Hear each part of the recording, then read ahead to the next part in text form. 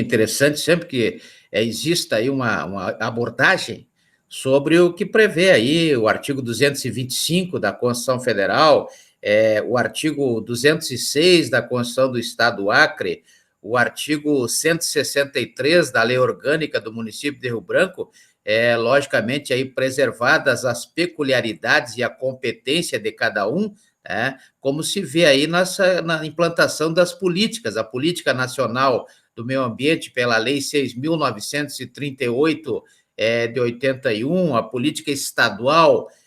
no caso do Estado do Acre, da Lei 1.117 de 94, também temos aí a política municipal a partir da Lei 1.330 de 99, né? Então, veja que existe uma preocupação e hoje essa preocupação ela é somada aos mandamentos explícitos, desde a Agenda 21 até a Agenda 2030, que traz aí no seu bojo 17 considerações que deverão ser observadas, 17 considerações que deverão ser observadas exatamente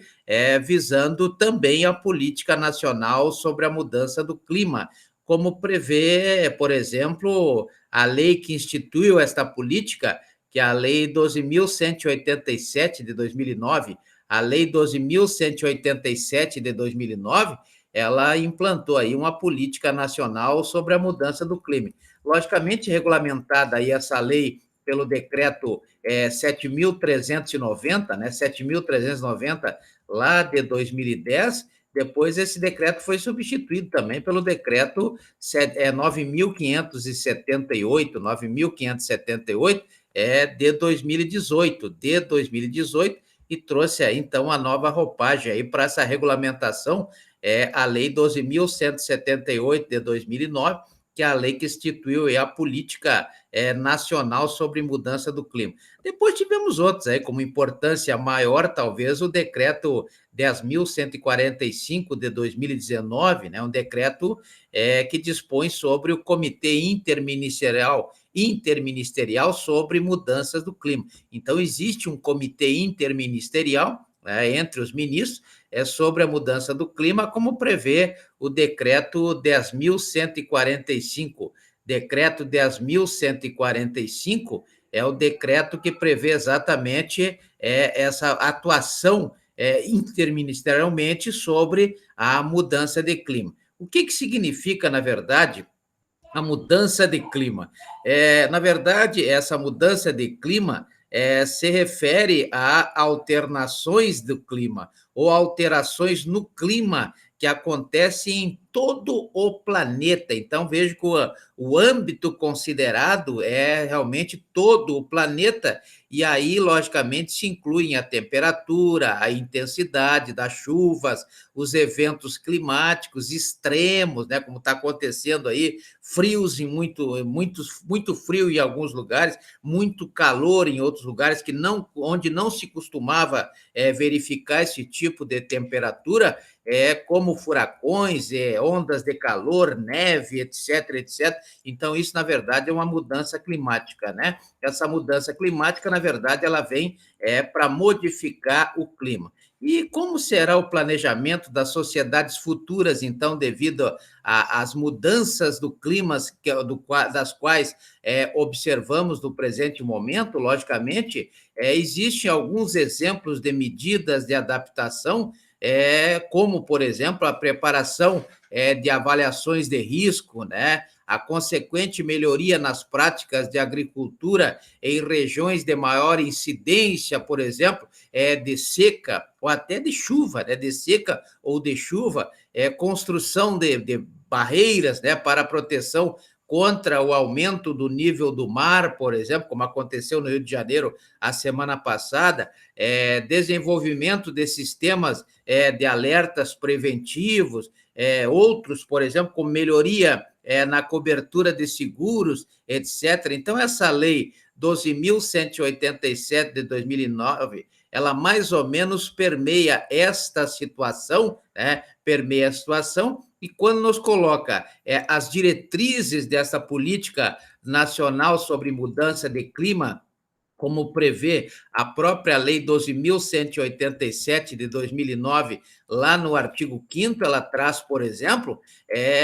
como uma das diretrizes, exatamente os compromissos assumidos pelo Brasil na Convenção Quadro das Nações Unidas sobre mudança do clima, ou seja, do Protocolo de Quioto, por exemplo, né, Protocolo de Paris, né, Protocolo de Quioto e Protocolo de Paris, e nos demais documentos sobre mudança do clima,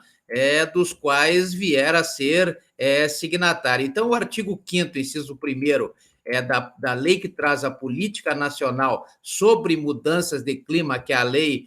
12.178, lei 12.178, essa lei é de 2009, ela traz exatamente, por exemplo, a Convenção de Quioto, né? O que é a Convenção de Quioto? A Convenção de Quioto na verdade, um protocolo, né, que foi promulgado pelo decreto 5.445 de 2005, 5.445 de 2005, esse protocolo de Quioto, ou seja, a Convenção Quadro das Nações Unidas sobre mudanças de clima, aberto aí assinaturas lá na cidade de Kyoto, no Japão, lá no dia 11 de dezembro, né? 11 de dezembro de 97, por ocasião aí da terceira conferência das partes da Convenção Quadro das Nações Unidas sobre as mudanças de clima. Então, esse é o protocolo de Kyoto, né? E o outro protocolo de extrema importância para a análise do clima, exatamente o protocolo que está aí no decreto 9.073 de 2017, decreto 9.073 de 2017, que promulga o Acordo de Paris sob Convenção Quadro das Nações Unidas sobre mudanças do clima, celebrado lá em Paris, na França, né, em 12 de dezembro de 2015 e firmado, logicamente, em Nova York no dia 22 de abril de 2016. Dia 22 de abril de 2016. Então, vejo que esta lei 12.187 de 2019, ela traz como diretrizes da política nacional sobre a mudança do clima, primeiro, os compromissos assumidos pelo Brasil nessas convenções quadros, ora citadas, né, das Nações Unidas, sobre esse tema, que é o tema referente aí a mudanças de clima, no protocolo de Quioto, no protocolo de Paris e demais documentos sobre mudanças de clima, dos quais vier a ser signatário, ou seja, dos quais o Brasil vier a assinar. O inciso segundo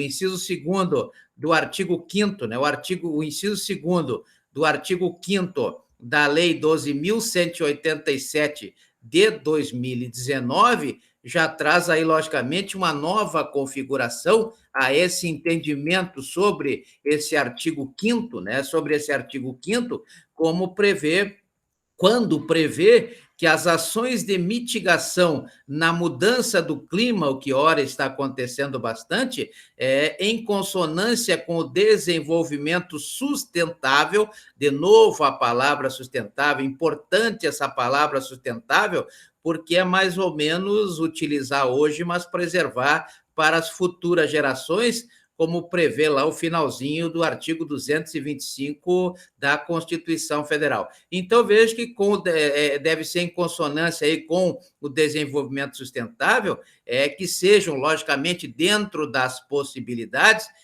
mensuráveis, ou seja, que tenham como ser medidos, né, para a adequada quantificação e a verificação posterior, né? Ou seja, no futuro, ver exatamente quais foram os efeitos, né? O inciso 3º do artigo 5º da Lei 12.187 de 2009, que criou a Política Nacional das Mudanças Climáticas,